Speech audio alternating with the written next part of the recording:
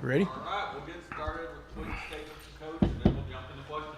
All right, a couple guys, just go through the guys that are out. Adrian Fry, still got a couple weeks, but he's in really good spot. Possibly Oklahoma State for sure out of the bye week. Derek Lewis, still another week away. Guys that will be game time decision going into Friday will be Dimitri Moore with a hamstring. The guys that will get back, Henry Teeter and Camron Valdez, which is big. We came out really healthy, just a bunch of just playing football, banged up, playing in a good game, but came out really healthy from the game. Excited to go to K-State. It's my favorite place to play on the road. They've got great fans. I mean, it's a true college atmosphere. You're going into a true college town in Manhattan. So it's going to be a lot of fun. Chris Klieman is a stud. I mean, he's won, a national championship, has done a great job of, taking over a program that was, with Coach Snyder. Not many people can follow and have success like he has, but really respect Chris and the culture that he's built. Just talking about their players, you saw them open up the Big 12. Their quarterback is dynamic. He's got a really strong arm, but man, he can flat out fly. Quarterback run game is going to be really big this week of trying to contain him. They have one of the best backs in the country. So we're going to face back-to-back to where you're playing a guy. I mean, Deuce, we've seen what he can do. He's done it since he's come into the Big 12. He's a great player. Thing that he's complete, catches the ball great out of the backfield, and he's got incredible body balance. And it's tough to get down. Defensively, last year they were one of the best defenses in the conference again. Great defense, have an elite pass rusher. In 91, and then the one guy that I've really enjoyed, he's going to keep me up at night, but really enjoyed watching play is their nose guard, number 92. He's played a lot of football. I mean, he's a vet, and man, he made a huge difference in that game against Oklahoma, just the way he played. So it's going to be, exciting game. It's going to be a great game. Again, gives us an opportunity to continue what we're trying to do in the Big 12, and excited to play K-State. So with that, I'm sure Kirby is too. He's excited to be an old Wildcat alum to go back to where he went to college. So it's going to be a lot of fun. I'll open up with that. Start on the third row with Jared. Thanks. Hey, Coach. There were a ton of recruits in town on Saturday, and I know you can't mention any of them by name, but talked with a bunch of them. They were really excited about the environment and everything. So what does it do on the recruiting trail from a coaching perspective to win that kind of game with that many recruits in town in front of this kind of environment? It kind of is like the day we played Mississippi State in basketball, and we had so many 23s here and really built some momentum. We've been telling these guys what it's like, whenever you have a fan base like we do, and whenever you can fill Jones AT&T, they showed, like this is real. I mean, every time something like this happens, it only gives you more and more backing that, hey, this is what it really can be, and easier to believe in and understanding where they're coming. So it was really big to have that kind of environment and, win the game. And then you touched on it after the game Saturday, but this team has shown it can handle adversity and bounce back. Now there's some big-time success. Yep. How do you handle that in terms of handling success and then going on the road in a tough environment? We met yesterday, and that was the first thing that we talked about when we went over the plan to win and why we won the game. At the end of it, we talked about what's next. That's not a question, and so we talked about that. And then the one thing that I told all of them, I said, one of the hardest things for people, I was Googling all these, and I have a ton of them, of all these sports quotes, and guess what? None of them are about success. They're all about failure. Like every guy that's ever said anything, from Michael Jordan to, Kobe Bryant, all of them, it's all about failure and how you come back from failure. It's not how you handle success. And we talked about that. That's one of the toughest things because everybody's patting you on the back and everybody's saying, great job, and, everything like that. And so we really talked about, what do we want to be remembered as this team of 2022? And it's not, for beating Texas. It's more than that. And so really focusing on that. And then, I've asked the coaches and the players, really focus on their daily schedule, making sure we're on class on time, making sure we're turning in all our assignments, like all the little things that we're supposed to be focusing on. If we do that, then it'll keep us on the right track. And so a lot of pressure on these guys this week to make sure they're where they're supposed to be and doing what they're supposed to do, and that'll help us get to K-State.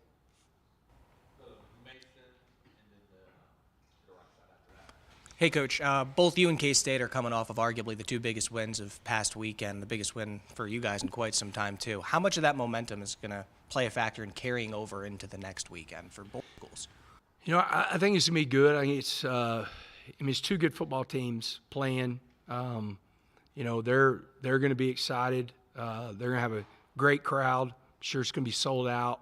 And so I think it's going to be a really great atmosphere. And I know Chris will have those guys ready to play. Again, we're all of us, every single team is, we're fighting to win the Big 12. We're fighting to get to, Dallas and play in that game. And I know they feel like they can, without a doubt. They're a veteran team. And so he'll have them ready to go. And I think really the team that could put last week behind them and focus on the moment. Again, we talk all the time, we got to be the best team in that stadium at 11 a.m., and that gives us opportunity to win. On Tyler and how he's been progressing lately? He threw yesterday. I think he's going to throw a little bit today. It's not very far or anything. It's just really, we don't want to go forever with him not being in that motion and everything. I talked to him this morning whenever he was in the training room, and I said, hey, man, I knew you threw yesterday. How do you feel? And I said, Coach, I feel great. And so it's a good sign. I mean, we're still a few weeks away of, even where he's. I think coming out of that bye week will give us a really good judge of where we're at. And then you kind of touched upon Deuce Vaughn right there before, too. What's it like going up against a team like Texas that had one of the best running backs in the country, and how good Bijan played up until that fumble at the end, and then going up against Deuce Vaughn, who is also in that upper echelon of great running backs in the country? Yeah, it's nerve-wracking and fun at the same time. If you're a true competitor, you want to go up against the best. I think we're going up against one of the best in the country. They do a great job. Up front, their O-line, they're fun to watch on film because they are really physical. They have a really good scheme whenever it comes to the run game, and Deuce does a great job. He's a tough guy. I don't know what his numbers are, but I bet pound for pound he's probably the strongest dude on the team. And, I love facing guys that play the game this way that's supposed to be played, and he definitely does. Coach, we haven't heard you mention Klieman in quite a while. Is there any update on his status? He's running today.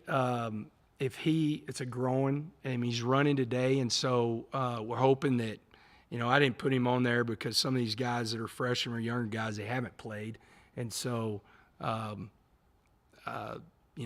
could go down a list of all those freshmen that haven't been in any games, but he's hopefully back next week. And then again, it's hard to break the lineup right now with some of the especially at receiver with what some of these guys are doing. I was really proud of J.J. Sparkman. Again, I know I said it the other day, but the way he practiced, we were sitting there going, man, we got to bump him over because we can't just sit here and let him. I think the second week against Houston, he might have played 8 to 10 plays. And I'm like, one, I don't want JB playing that many reps to keep him fresh, but I also don't want to take a guy that's practices his tail off and really competing and doing some good things to only play that many reps. And so we moved him over, and he played opposite of JB this week. Yeah, and kind of speaking of Sparkman, and we didn't really see much of Loic Is Sparkman and even Cleveland jumping him on the depth chart? No, it's just kind of riding the hot guy and make sure we're getting a good rotation. Look, man, it was a great pass breakup by their safety. We had a deep ball right there. They both went up. And so just, playing those guys, really trying to keep them fresh, but also making sure the guys that are hot, that are probably getting the most reps in the game. The duo, Roderick and Taj, has been really crucial for you guys up to this point. How has their veteran leadership really been dynamic for your offense so far this year? Well, they're leaders, they're captains. They both have a different way of leading. Roderick's probably a little bit more vocal at times, which is good. And, those guys you can really lean on. I mean, if you go back and you think about what could we have done a little different against North Carolina State, we probably Zach could probably tell you, running the ball a little bit more. Those guys, I thought they were really, they were physical. Roderick was dynamic on the counter and had a big run. He had a big run in overtime to get us in good position. And then Taj had a couple of big, just physical first downs that, he just wasn't going to go down. And so it's fun to have guys like that. And I think you'll see they'll just keep getting better as the O-line continues to get better. And Weston back for you guys last week. How is he feeling? And do you think the offensive line really clicked a little bit more and they were gelling more last week with him being back in the line? Yeah, he's a guy that's played a lot of reps. So he definitely is one of the leaders. He and Caleb, I think he and Caleb work well together, so it helps. And then you allow Jacoby, to play a little bit more right guard and spell Landon.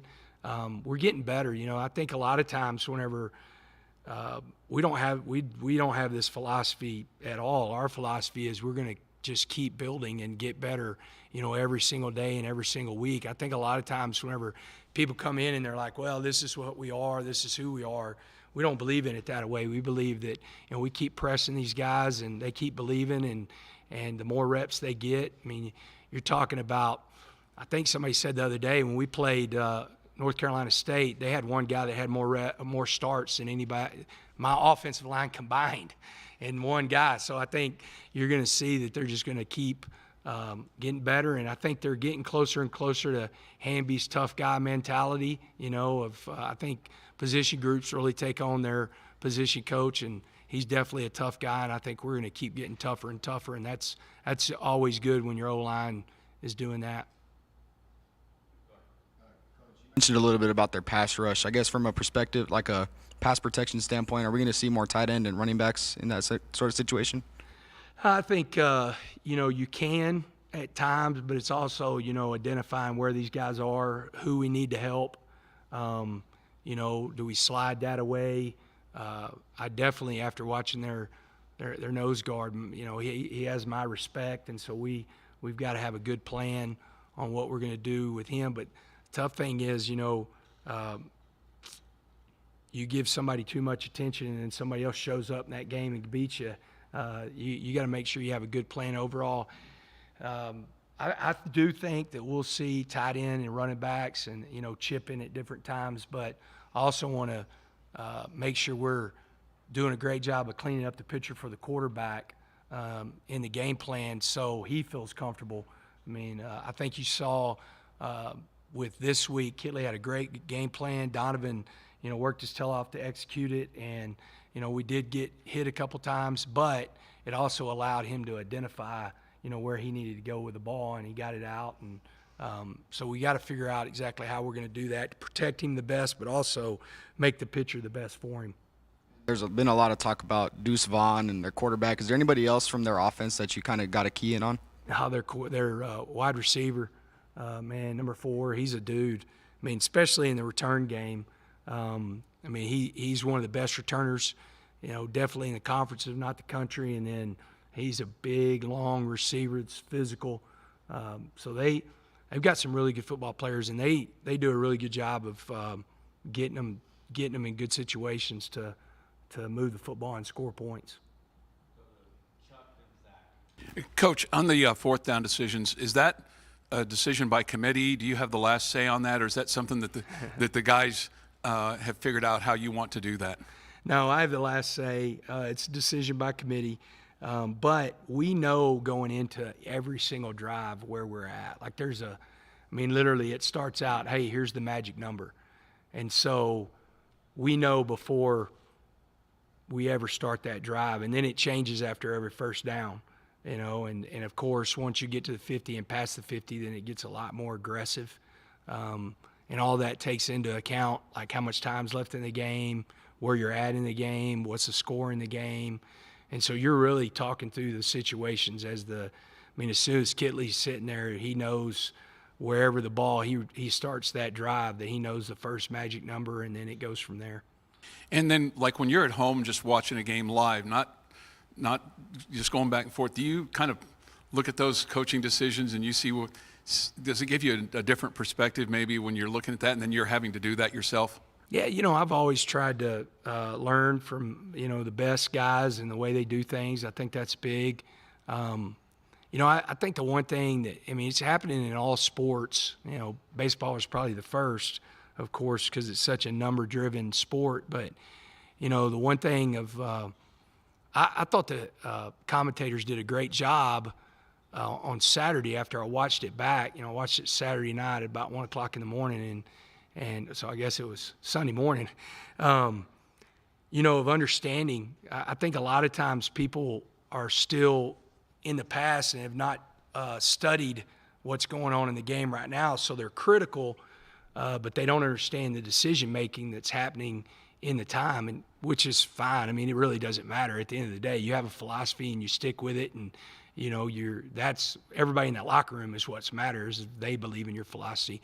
But I think it's really good, as we go through this, that commentators understand too, and it's really easy to figure out, who's going by what and who's an analytic team and who's not. And then, you can ask those questions on Friday whenever you meet. And then there's easily, it's not, once you get past the 50 and it's 4th and 3, it makes a lot of sense when you're going to go for it. So, you definitely can call the game that way. And so I think it makes a lot of sense. Coach, obviously, the task in front of you as far as controlling Adrian Martinez, Big 12 Offensive Player of the Week with those 4 rushing touchdowns. Yeah. But this is one of the best defensive performances that we've seen collectively from Texas Tech in quite some time. How do you feel as far as being prepared for that task on Saturday? Is there anything else that you see from Adrian to prepare for? It's going to be tough. I'm trying to think through. We've faced some guys that can extend plays with their feet, but we haven't faced anybody like this. This guy's totally different. You're where you can say, maybe Toon is he's a dual threat guy, but he's really going to try to beat you with his arm. This guy can do it anyway with his arm and his feet. He's a true dual threat guy that they're going to have designed quarterback runs, and he can fly. I'm sitting there watching guys take angles that you think are good angles, and he's just eating up grass and destroying. So we've got to do a good job of one, you got to play disciplined football. This is almost like playing a triple option team, because you got to have somebody that's got the running back, you got to have somebody that's got the quarterback. So you got to be really disciplined, and then you got to take good angles to the football. But there's sometimes too that they're just, running quarterback zone or quarterback sweep, or, just knowing that and really dialing in. It's going to be a tough task because, I thought our guys did a good job tackling on Saturday, but again, this is a different animal because you can get caught up with your eyes on Deuce, and then the next thing you know, Martinez is coming out and he's flying down the sideline. So we got to do a good job of responsibility football and being where we're supposed to be on defense. Have you seen your front 7 progress through the first quarter of the season?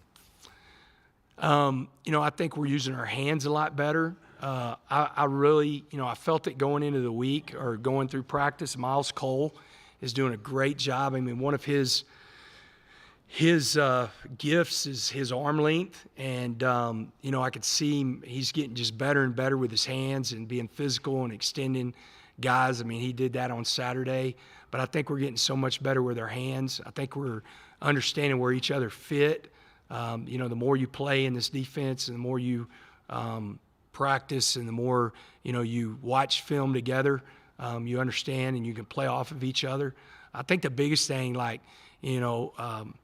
I forgot, I don't know if it was against Houston, Tony comes over and I said, Tony, man, you're holding your gap, but then you're not making a play because you won't snatch off. You got to use your hands. And on that fourth down on Saturday, he extended, he snatched off, and he made a play that we got to stop. And so these guys, they're getting so much better with their hands. We talk about it all the time. We had a staff meeting this morning talking about grip strength. And, us continue, because there's nothing in football, no position in football that it doesn't help improving your grip strength. And so I see that the biggest thing is our fits and us being violent with our hands. Coach, you mentioned that Kansas State's one of your favorite places to go as a visiting site. How does it compare to NC State that you were at earlier with regards to the atmosphere and the crowd, the noise that they can bring in, that kind of thing? Yeah, very comparable. Probably a little bit different is it's going to be a 11 a.m. kick instead of a 7 p.m. kick. That won't matter as far as the number of fans. That's the thing that I love whenever you go there is, they're going to show up. And they're gonna be there, and so I think it's very, very comparable. We actually talked about that this morning about simulating some crowd noise tomorrow in the indoor for our offense, and I think that does two things. One, it prepares us for that, but then it also shows our players that we're going to be in a hostile environment, and then we got to really lock in and concentrate. And so we'll do that tomorrow and a little bit on Wednesday. Probably a lot more tomorrow because the offense does a lot of their stuff in the indoor tomorrow. And you got a lot of success from your tight ends, mainly in the second half against Texas. What changed in the second half with those guys, and how do you continue that momentum forward going into this week? They gave us some good looks. I thought Zach did a great job of the play calling, at the right time, and they gave us the looks that we wanted to where we could get into it.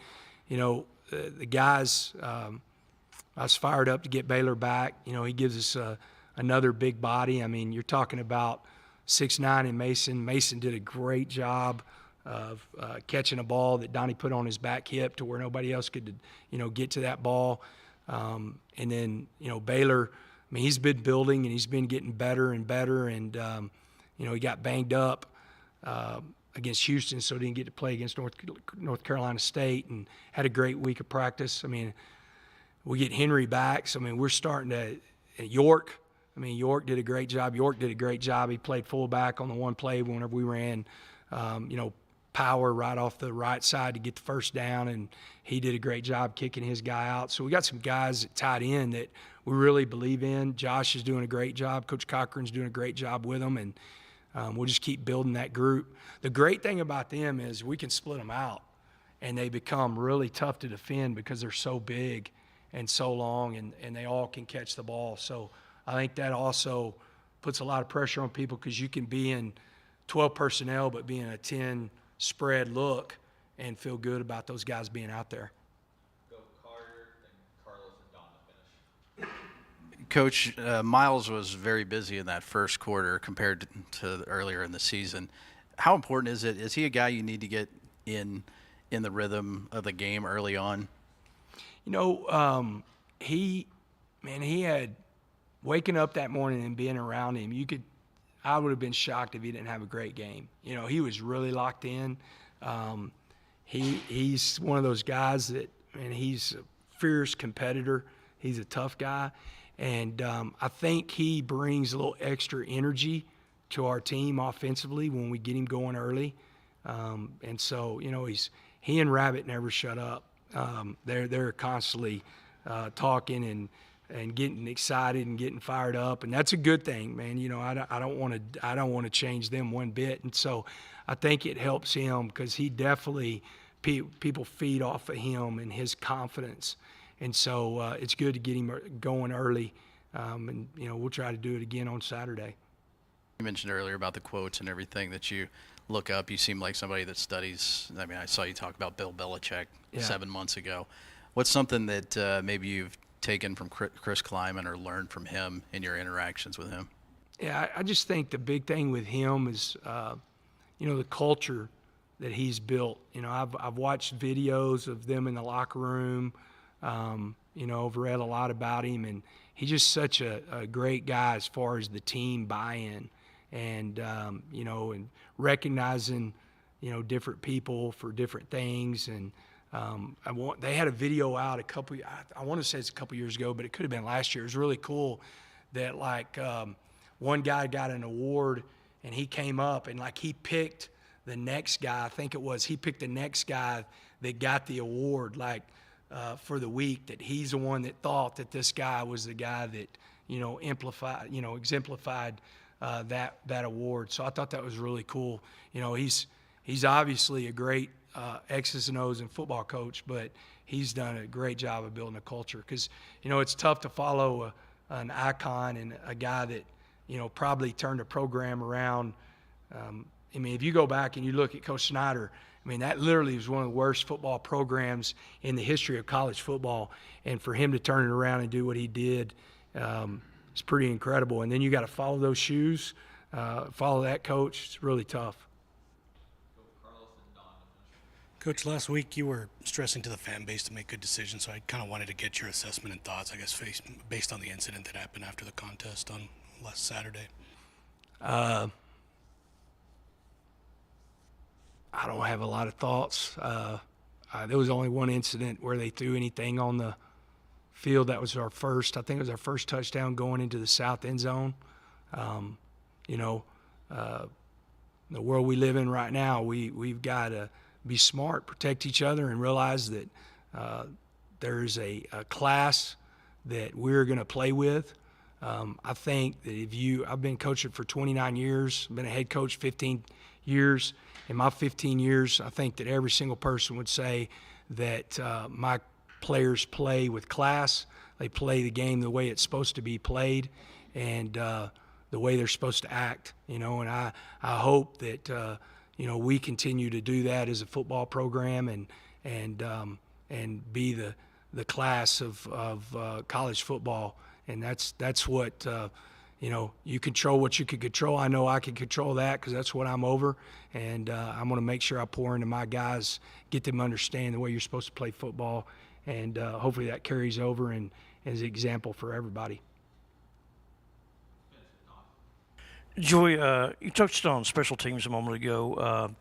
K-State, of course, has more special teams touchdowns than anybody over the last 15 years or so. Yeah. And with Knowles and Brooks being big weapons, which you mentioned a moment ago, how have you felt about your coverage units so far?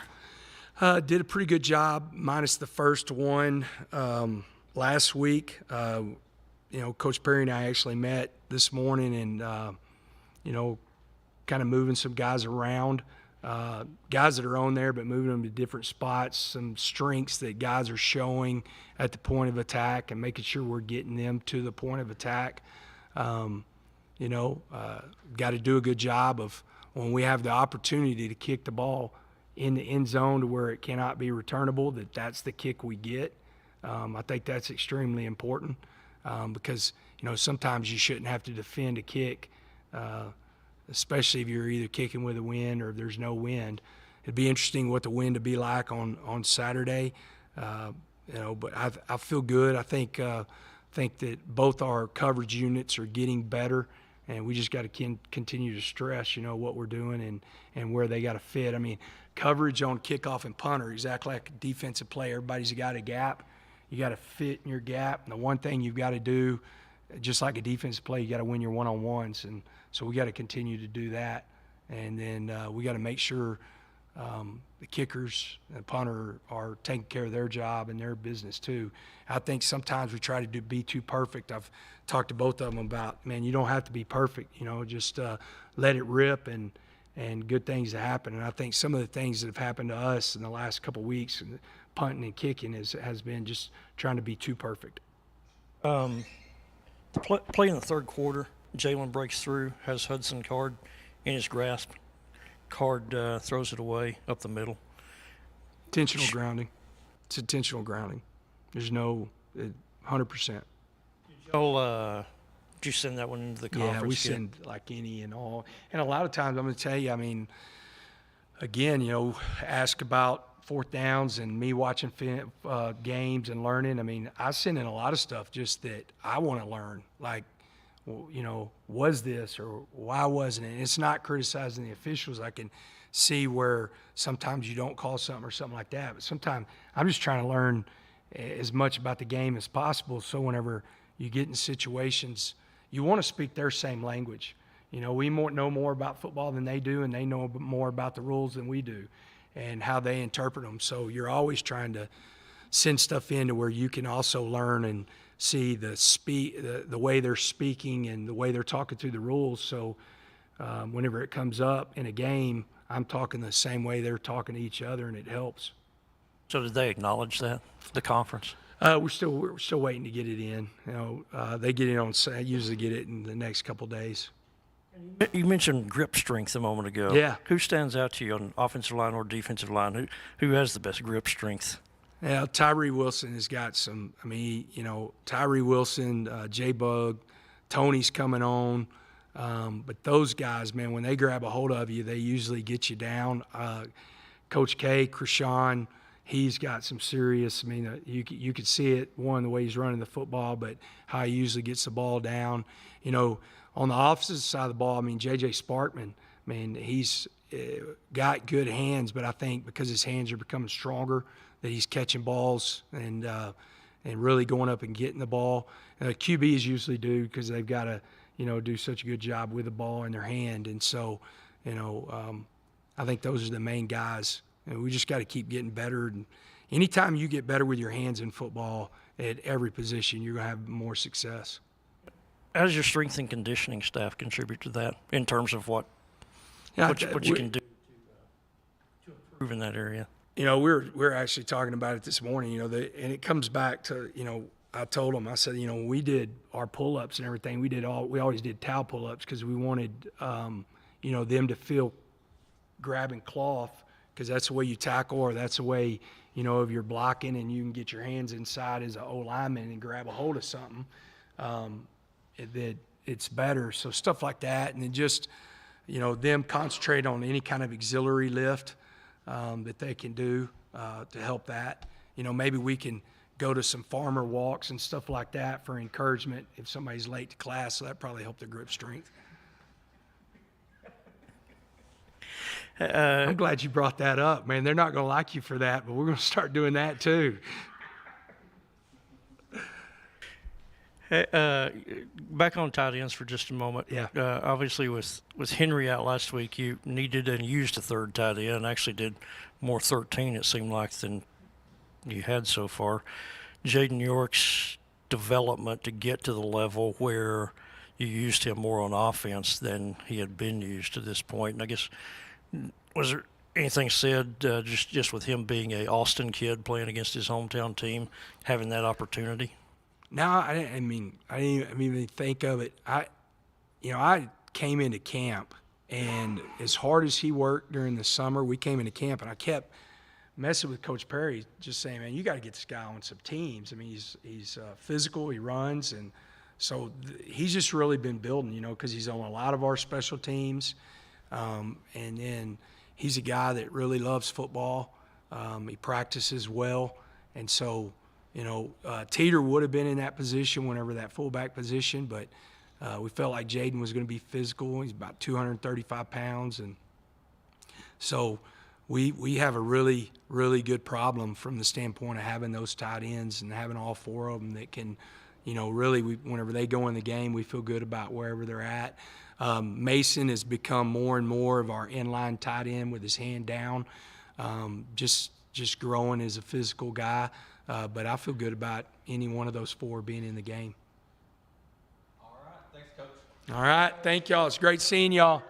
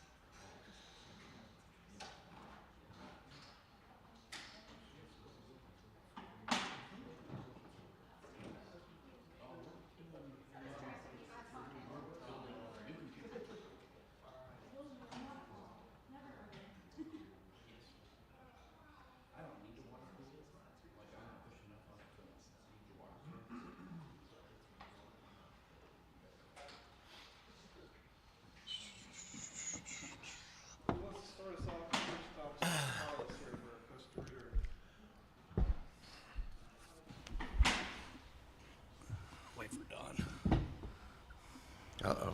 So this is getting recorded, huh? Yeah. Okay. That's just so he doesn't get on my video.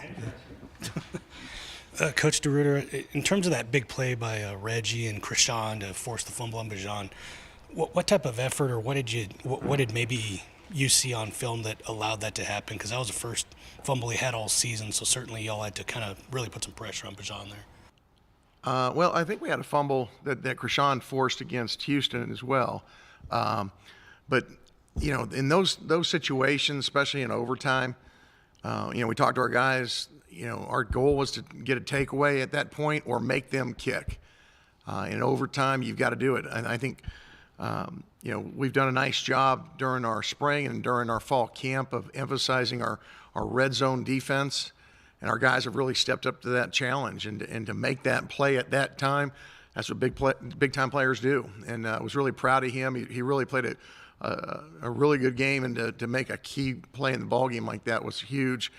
And then Reggie's, you know, on his interception, did a great job of tracking the football, playing middle post defense, being as deep as he needed to be, and then just reading the quarterback's eyes. And we got, you know, work on getting some returns out of him and following his blockers a little better.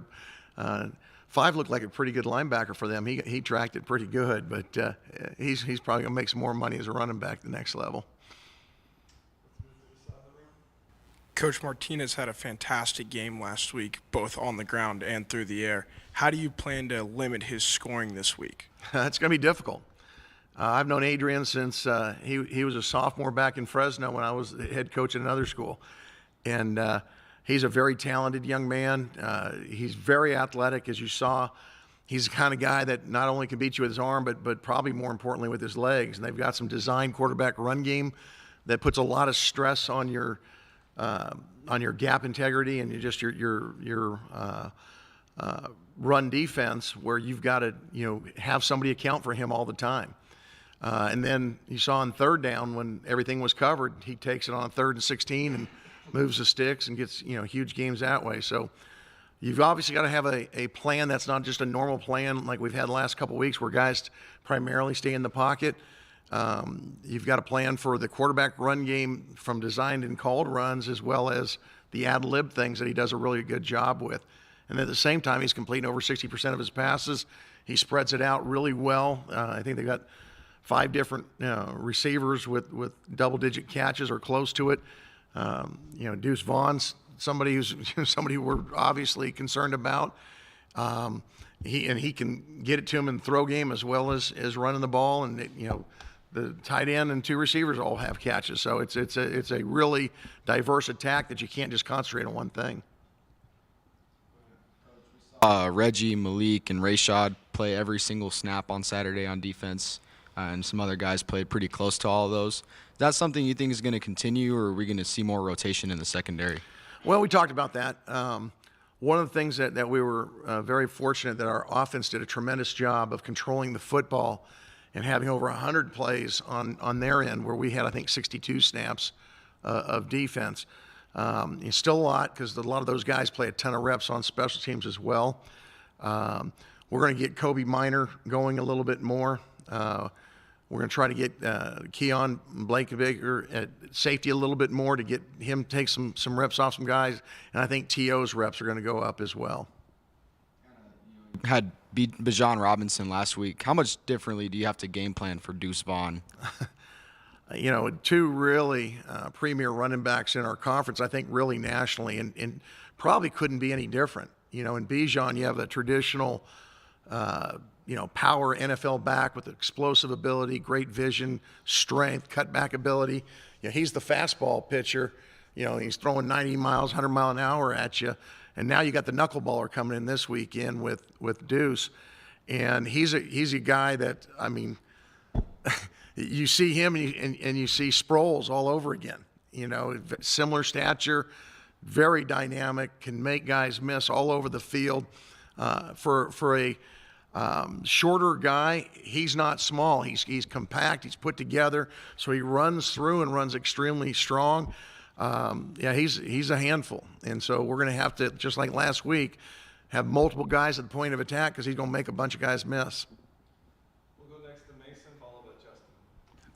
Coach Reggie Pearson was named Big 12 Co-Defensive Player in the Week. Just wanted to start off with your thoughts with that. Well, I think, Reggie would be the first to tell you that it's a team award. I think all of our defense, rose to the occasion. We didn't start well. I had a poor plan going in that game, and give Coach Sarkisian and their staff great credit. They did a lot of things that they hadn't shown out of different personnel groupings that we didn't rep. And so it took us a little bit to adjust to what they were doing and get our eyes in the right spots.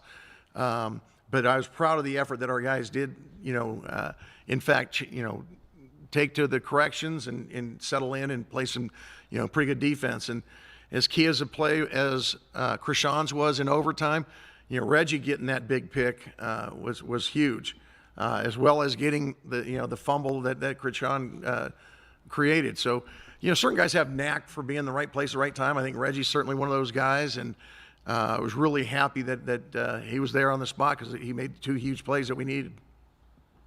A little bit more on Deuce. How did you feel that you guys defended the running game against Texas, and how going up against another running back that's one of the best in the country, how much do you take from last week and going into this week? Well, I think some of the general principles you've got to take, and it's getting multiple guys to the point of attack. You cannot be satisfied with saying, "Oh, I got my gap," and if he's in your gap, you go make the tackle. You got to do a great job of securing your gap, tearing off, and getting to the football so that we got multiple guys there. Every game he's making multiple guys miss and look kind of silly doing it, grasping at air and breaking ankles. And if you think you can be a one-gap defense, good luck, because he's going to make someone miss. Just the style is going to be a little different. He's a little bit more dynamic and electric in the hole, but it's still a tremendous challenge in trying to get one guy. You got to have more than one guy to do it. Coach, how does having the prior experience facing a guy like Clayton Tune and Devin Leary prepare you for a strong running attack from Adrian Martinez this weekend? I think every week you've got different challenges. The first week we had a very dynamic quarterback coming in, so you got to look to see what in our package fits. That you got to, at least on third down, have a guy that can control the quarterback if he were to break out. It makes you think about certain types of coverage where maybe we're losing vision that you got to limit because you got to have somebody responsible for the quarterback breaking out. This is probably the most quarterback designed run centered offense that we faced to date. Certainly Tune was capable of it, and Larry, but they didn't design a ton, at least not in our games. There's a conscious effort. I mean, he's the second leading ball carrier for them. So it's a matter of having different things to show them, but still being sound enough that we can get the guy down.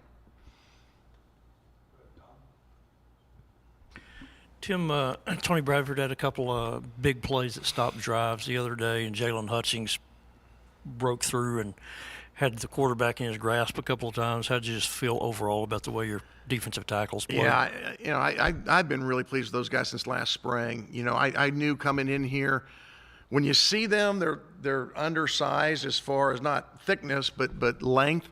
And so you wonder, are they going to be big enough in the Big 12 to be able to make plays and get away from big blockers that want to hold them? And they play with such great motors.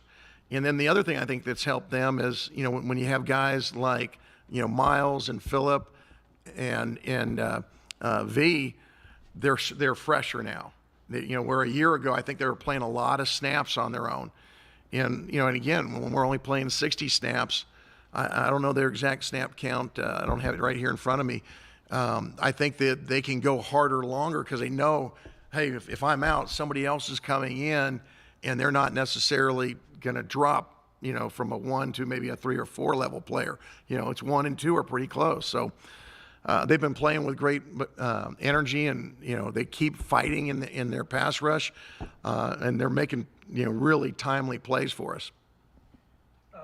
In overtime, when Texas has the ball, what happened on the play that allowed Tyree Milton to be as open as he was down the sideline? They just find a there was a couple of them that we were playing. In that situation, the clock is your friend, and you're trying not to give up the big explosive play. But there's a technique that we should have played much better, and we've got to coach much better. And, we showed our guys yesterday, exactly what they should have done, but we should have had guys there. You don't jump the 5-yard route and let the 28-yard one behind you get caught. And when you only have one deep threat, you got to match that up better. So I've got to do a better job explaining that to our team. We've gone through a lot of 2-minute situations, not exactly that scenario where there's no timeouts and only that much time, but we've got to do a better job coaching and then actually executing. Shough should have gone farther downfield with the receiver down at that point. There was a couple things he should have done better, and we should have coached better. You mentioned a moment ago, you said you've known Adrian Martinez since his sophomore year in high school. Well, I offered a scholarship back at Fresno State, if that's what you're wondering. Heck yeah, I knew he was going to be a really good player. I think we might have been the first team to offer him a scholarship. You did your best to get your foot in the door early. We did, but he had a lot of attention from a lot of schools. Fresno's got tremendous football players in that town. I told a lot of people when I was out there, the city of Fresno kind of reminded me if you picked up a little town in Texas and stuck it in the middle of California. That's what it was. It was a very blue-collar agricultural town. They'd get thousands of people to games on Friday nights. It was important to them. Whereas, the rest of the states, there's certain places that do, but it's not as, ingrained in the culture out there as it is out here. But Fresno's one of those places, and they got great players. Is Fresno like Lubbock a little bit? I think so. Because it's an agricultural-based town. It's, it's a 3-hour drive to L.A. and a 2.5-hour drive to San Francisco, and so you're kind of right there in the middle of the valley. It's just there's a lot of hard-nosed, tough people that live there, and they're great people, great fans of Bulldog football, and it was a place that my family and I really enjoyed. How many times then did you have interactions directly with Adrian, or see him, maybe go watch him in person? I watched him play one time, and then, he was on our campus a few times on unofficial visits because he was still young at that time. I think he was a freshman or sophomore back then. We'll go next to Jeff and close with Jared. Coach, I know you're focused on Kansas State this week, but have you ever coached against this many perceived top 25 teams back to back like you are looking at as you're looking toward Oklahoma State as well? Yeah, it's been a while. I know back in 2010 when I was at A&M, I think we had Nebraska when they had the other Martinez kid, and then Oklahoma and Texas in a row. And I think they might have all been in the top 25 at that time too. It's a challenge. But you know what? That's why you coach. It's why you play. It gets you excited to go prepare every week. There's a new challenge. Coach does a great job of, reminding our guys you get 24 hours to celebrate the last one because now it's on to the next. Because if you're, caught looking backwards, you're going to get hit right in the teeth by somebody that's really, really good. So it certainly, you turn that tape on, you realize we better be ready for this week's game. And, why not be on that national stage and play top 25 teams every week? I mean, I love the opportunity. Is it also a situation with the regards to how you coach against it? It's iron forges iron sharpens iron. That we're facing top 25 teams. That's how you get into the top 25 as well. No doubt. Our goal here is to compete for a championship, and if you want to be a championship level team in the Big 12, you're going to have to beat top 25 teams. And if you can do that, then you make yourself worthy to be a champion. And, at the end, the voters vote what they vote. Those are things we don't have control of. The things we do have control of is how we prepare, how we practice, how we play come Saturday. And, if it all comes together and we do a good job, things work out the way it should. If we don't, we'll get smacked in the teeth.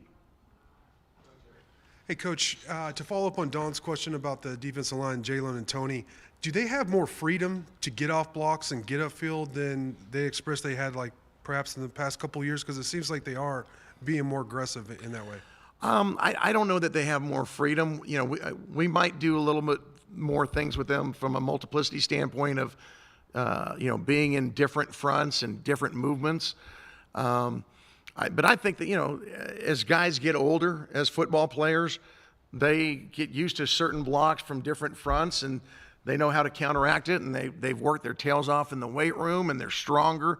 So I think it's a combination of all those things. And they've worked extremely hard to be good football players. And I think Coach Zarnell is one of the premier defensive line coaches, certainly in the Big 12 and in the country.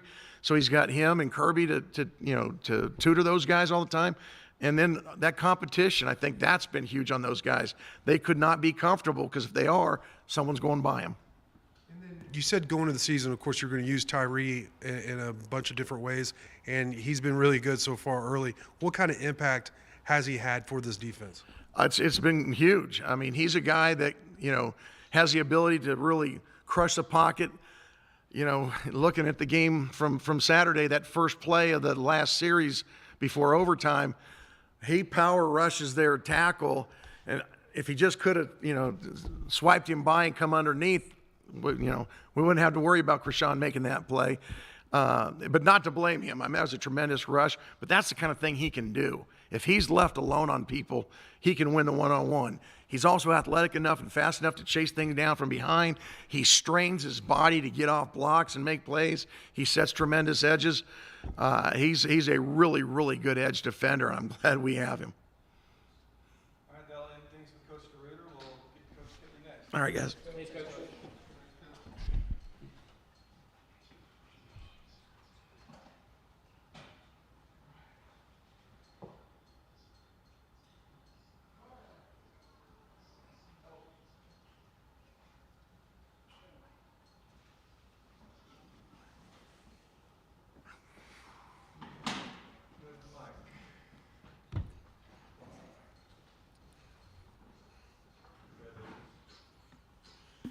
Zach, Miles got a lot of looks in the first quarter of that game. Is he a guy, just given his, boisterous ways and a loud guy, is he a guy that you want to get going early on in games, because that can help everybody involved? Yeah, definitely like to get him involved as much as we can. Kind of game plan wise going into that game, we saw some shorter, easy kind of throws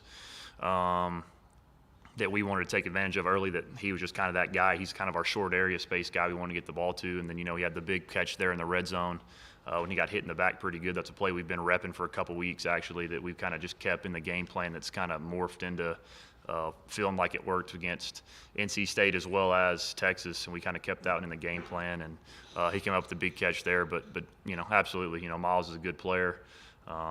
Really a lot of energy. Man, he had an unbelievable week of practice. I think he took the NC State loss personally and had an unbelievable week of practice. And I knew coming into Saturday he was going to have a good game. Offenses against K-State have extreme success in the red zone, and they allow 75% of fourth down conversions to take place. How much will you take that into account when there's like fourth downs midfield, or maybe even a little bit on your side of midfield? Yeah, I mean, that all is going to come down to the head coach, and his decision on going for it or not. We do a good job of communicating as the series goes to try to figure out if it's going to be a 4-down scenario or not, so I know how to sequence my play calling. But that's more of the head coach's call, and I just kind of play off him. Coach, you've touched a little bit about obviously what Miles can do on the field. What does he kind of do for the receiving core kind of in the locker room and off the field as well? Yeah, he just brings the juice to those guys and confidence. He's the veteran in that group that's played the most snaps here, has had the most success here. So, he's a ball of energy, always positive, great personality. So I think that just, he feeds off, they feed off him and his energy, and clearly his playmaking ability as well.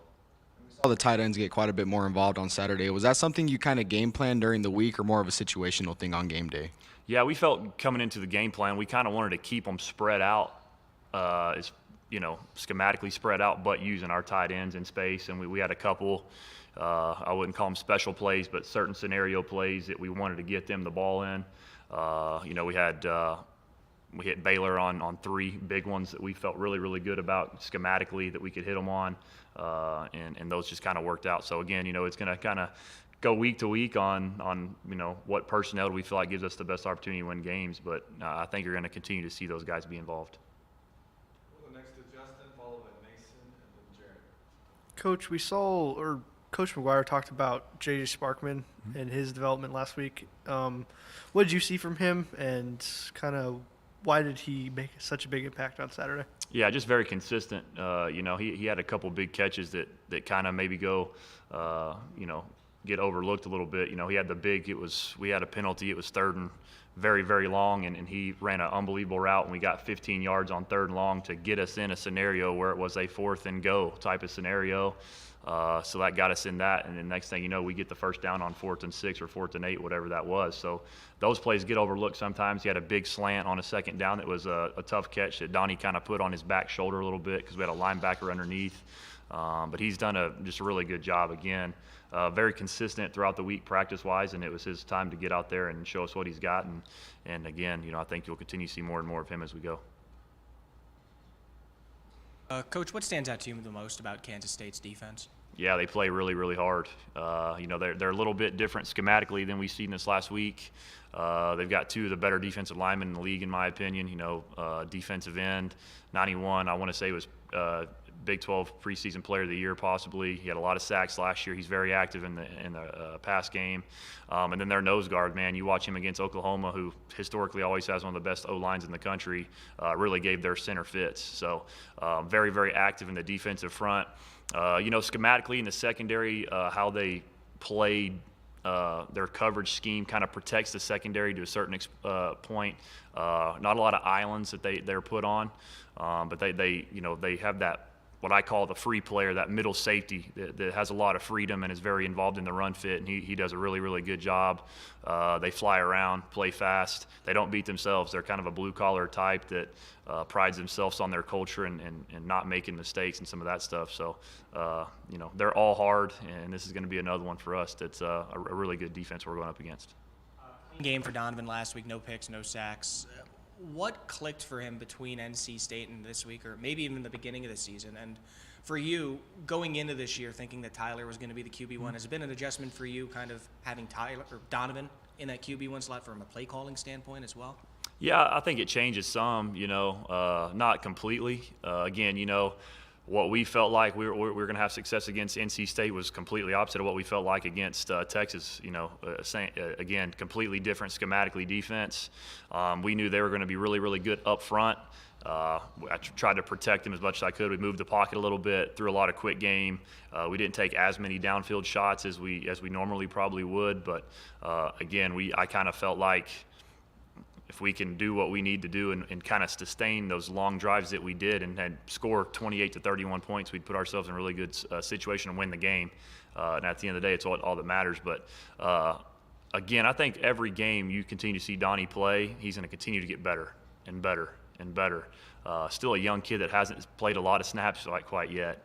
And when you're going from a completely one structure defense to a completely different one, and again, you're going to a completely different one this week again, there's always going to be that learning curve, but ultimately he kept us in the game with his legs and making some huge plays on 4th down.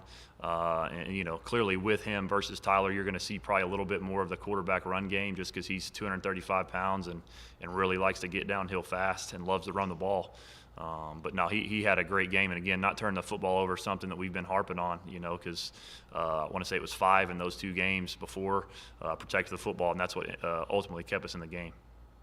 Off topic from Texas Tech, but Bailey's going to be getting the start for the Patriots, it looks like, this week. What's that mean to you? Yeah, that'll be interesting. I've been texting with him. I'm not sure if that's 100% done yet, but clearly love Bailey. That's my guy. If he gets in there, I know he'll do a phenomenal job. So yeah, super proud of him and excited to see his hopefully his NFL debut. You mentioned just then about some of the quick passing game that was really effective and some of the rollouts and even just sticking with the running game in the second half. Is that, you said it was going to be different schematics with the defenses, but is that something maybe we could expect? Like, is that something that suits Donovan's strengths and the offensive line strengths, or is it just going to change week to week? I think it's going to change week to week, but I do think, again, being able just to get the ball out. Anytime you get the ball out quick, it helps your O-line. You know, they don't have to block so long. You know, we got into some good tempo situations, I felt like, and we had some explosive plays and some tempo, and we had some that we missed as well. But if you really go back and you watch the tape and we're kind of playing fast, the defensive line ain't rushing near as hard. And that takes a lot off our guys. Moving the pocket clearly takes a lot of stress off your offensive line. So, again, you're going to find certain teams that give you them short windows, and you're going to find them other teams that they press down and don't give you those, and you got to take it, try to blow it off the top. So, you know, this week I think you're going to see a little bit of both. Again, they do a lot of, they're very multiple in the back end with that 3 high safety look, but they'll roll 2 of them down and drop cover 3, and then they'll drop them all out of there and drop 8, and then they'll blitz guys. I mean, they're kind of all over the map too. So, you know, 1:30 on a Monday, we're still right in the middle of game plan mode. Got about half of it done right now. So, still trying to figure out exactly what's going to be best for us to win this football game. I don't know if you look at it this way, but do you feel like y'all have a go-to receiver right now? And if so, who is that?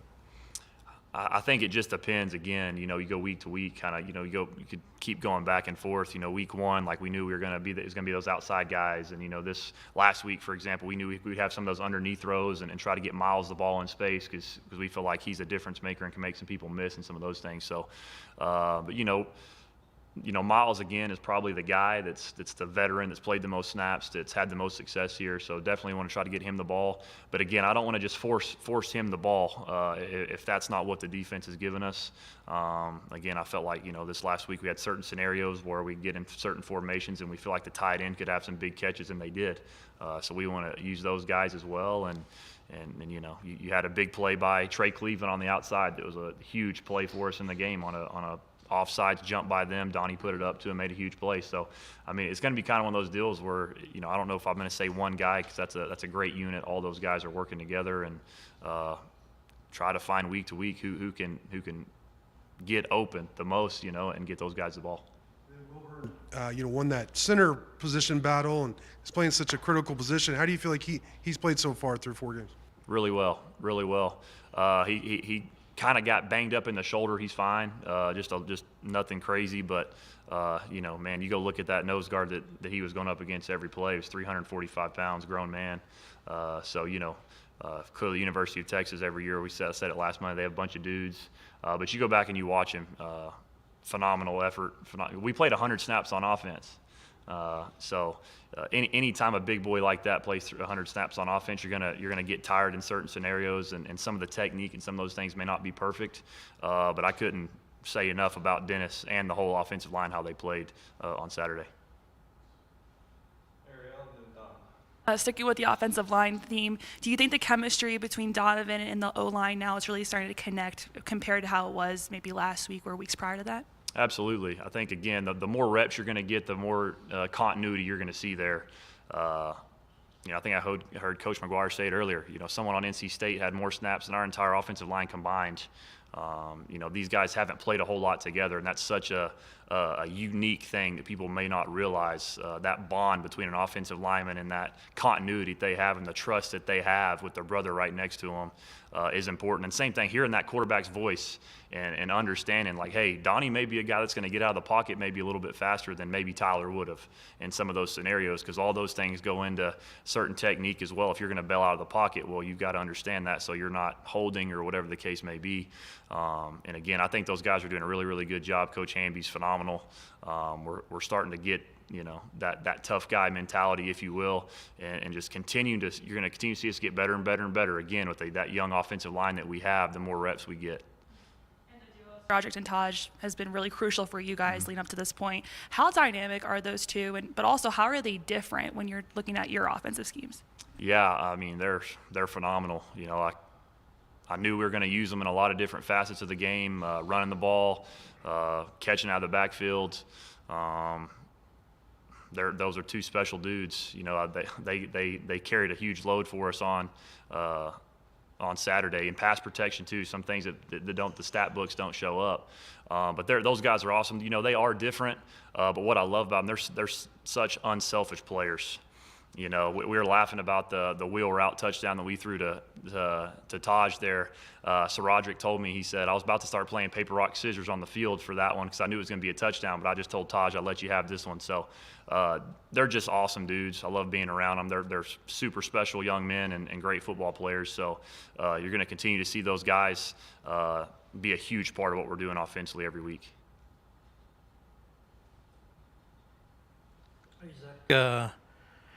Just wanted to maybe ask you for a little bit of a breakdown on the 3 passes that Donovan completed for the 4th down conversions. You had the one to Xavier early, and then the looked like a little out route or something, and then one to Brady Boyd where he kind of sat down in the zone, and the one to Miles there, the big one there at the end. Yep.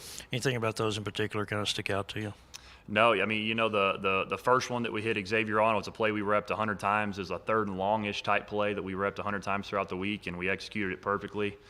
First down there, same thing on the one to Brady, just a zone beaten play, and Brady did a really good job of sitting in the window, found the open hole. Donnie put it on him, and now the last one, I mean, that was all Donnie and Miles. That was improv. You know, we had a certain play call on, and they did a really good job of getting in our face and pressing everybody across the board right now, which they hadn't really shown all year, that all 3 receivers in that 3-by-1 concept got pressed. So Donnie did a really good job again of just using his legs and keeping us alive and finding that big time throw downfield to Miles. I was going to say that's one of his probably better throws of the day because he was under some pressure too as well. Huge play in the game. In the overtime, you get the fumble. After Roderick breaks the run down to the 8-yard line, what's the discussion like then about how many plays to run versus kicking the goal, how soon to kick the field goal? No, we were trying to score a touchdown, 100%. Now, we were, erring on the side of handing that ball off, to our 2 guys that have been leading us the way, and Roderick and Taj there. For a split second, I thought Roderick broke that first one and was going to walk in the end zone. We came back with a couple zone runs there. And then, the last one that we had, again, I kind of go back to the Houston game on a 4th and 1 where Donovan slipped and fell. That was going to be a huge play. You go back to this play again, I think he's going to walk in the end zone if he doesn't slip and fall. And interestingly enough, we were laughing about it yesterday in our quarterback's room. Baron Morton came in on that play, and Baron Morton was a live receiver on that play and was actually wide open. And but Donnie at that point was like, I'm going to keep this one myself and not put the ball in the air and risk it. But it's funny. But no, we were going for the touchdown all the way. Have 100% full confidence in our kickers, but wanted to put the ball in the end zone and leave no doubt. Do y'all feel like when you bring Baron in, defenses are aware, hey, there's another quarterback over here?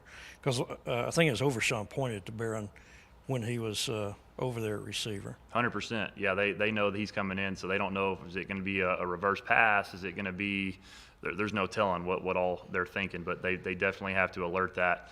And, again, Baron Morton's a phenomenal athlete, and he can do a lot of different things. He can run, catch, throw. He can do it all. So, again, we had a lot more packages for all 3 of those guys kind of at the beginning of the year. And you probably won't see as many of that as of right now. But you're still going to see these certain packages where you're going to see those 2 guys out there together. Did anybody tell y'all that you got confused for Josh Cochran on Saturday by television? I've heard about it. That happens a lot from what I hear.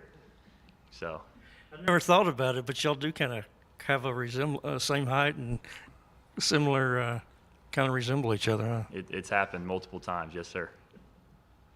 Okay, we have time for one more question. Zach, I know you have 2 capable running backs, but Joey mentioned the fact that Camron Valdez should be back for this game.